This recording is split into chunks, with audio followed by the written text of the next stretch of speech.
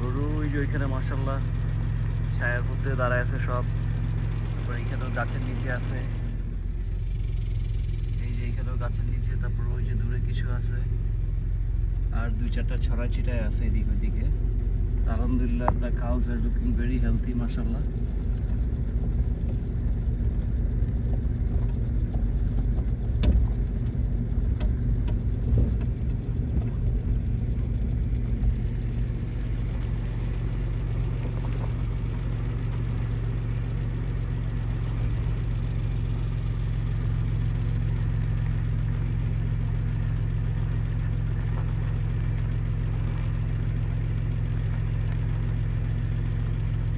এই যে দেখেন গরুর হেলথ।